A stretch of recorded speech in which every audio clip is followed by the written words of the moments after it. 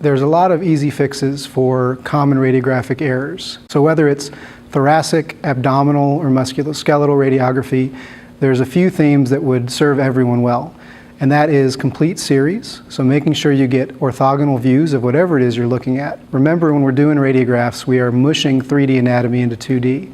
And by doing so, we have to have an orthogonal view, even just to place things in space, much less make a diagnosis. And so that's why really no one anywhere, there's no vet school that is teaching someone to do lateral radiographs, but it's a very common thing for people to just do a lateral radiograph and nothing else.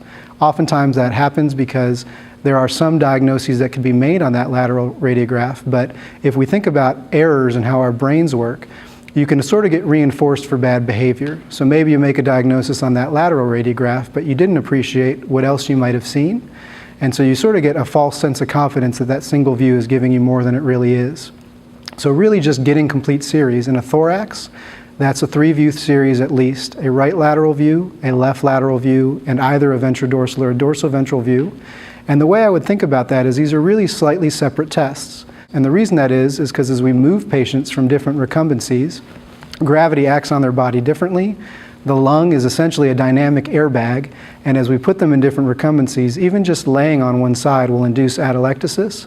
And when the lung becomes atelectic, there's less gas, therefore less contrast for soft tissue or mineral opaque lesions, and things can disappear, and not just incidental things. Severe pneumonia, cancer nodules, masses, those things can be virtually invisible on a single view in the down lung as that lung becomes atelectic, which will be very conspicuous on the other views.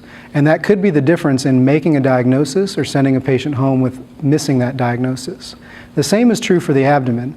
When we put patients in different recumbency, gas shifts around because gas rises and fluid and other things that are not gas will settle dependently. The gastrointestinal tract is inherently difficult to read because it's 3D mushed into 2D. It's a whole bunch of spaghetti, right? And so we want to exploit gravity and gas to help outline lesions with that gas, particularly left lateral view, which is essential if we want to outline and assess the pylorus for outflow tract obstructions, foreign bodies, or masses. A recent study looked at different positioning and order of radiographs, so whether it was better to do this lateral before that lateral or a VD first.